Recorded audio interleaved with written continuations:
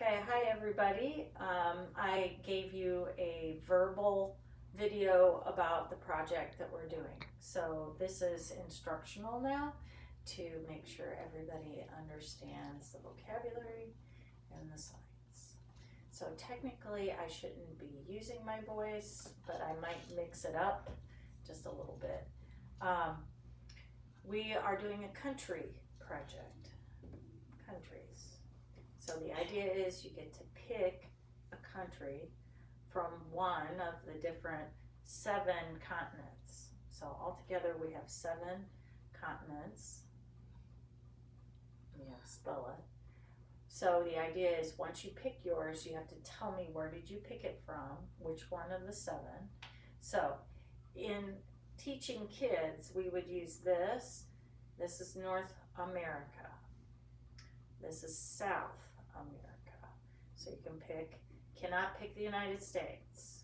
It's not a choice. This right here is Middle America. You can pick from there. You can pick Canada and the other places around it, not any of the states. We're not doing a states project. We're doing countries. And you have spent 3 years learning about deaf people in the United States. So that's not a choice. I'll say it one more time. You cannot pick the United States. Don't look for it on the list. It's not there. So I've given you a Google Sheet. You pick your country, put your name, just like we did with the deaf biography. So today we're going to talk about the 7 continents, which I've already named 2. And then we have Africa. We have Europe, we have Asia, Australia, and of course you have Antarctica, which is, both the top and the bottom. If you're picking a country, please make sure it's one that you're interested in. Remember, we ultimately are researching the deaf community in that country. So that's the point of the project. So today also I want to cover some vocabulary that has to do with climate, which means the weather of the country. So is it dry? Is it wet? Is it forestry? Is it mountainous? Is it valley? Is it water?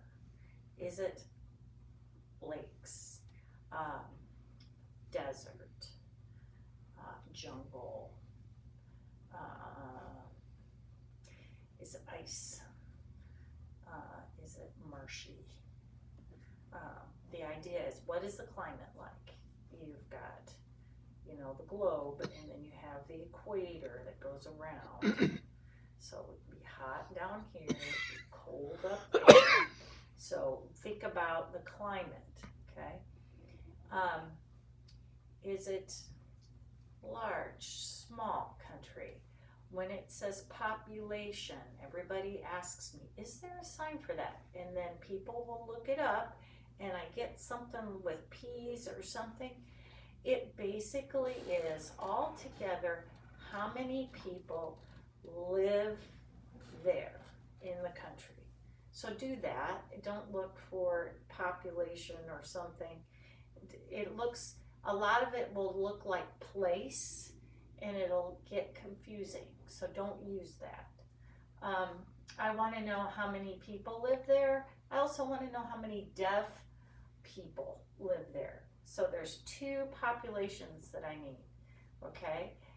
Some countries may have that information, many don't. Be careful when you research or pick a country. If you get stuck and they don't have a lot of information on deaf people in that country, switch countries, but make sure it's one of interest of yours. Also, we're looking for the rights of deaf people. Are they allowed to have a job? Is there oppression there? What are the deaf schools like? Do they have oral schools? Do they have public schools? What is it? Is it mixture? Do they have freedom of choice? Do they have laws that protect them as individuals? The other part is I'm looking for, would deaf people have a job there? Would they be considered someone a part of their country? Or are they considered somebody they want to get rid of? So the last two questions on your list of things for your project, the first one would be, why would deaf want to leave or escape?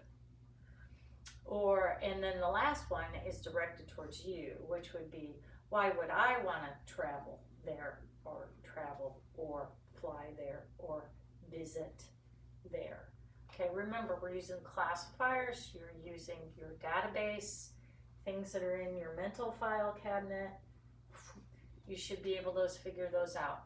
If you have questions, yes, you can look them up, but you can always ask. Remember, we have the Zoom meetings. That's where you would ask me. So here we go. Country project, vocabulary. If I've forgotten or left something out, please let me know so that I can add it in a next one. You get 2 weeks to do this, so it should be plenty of time. Okay, Huckleberry's finished.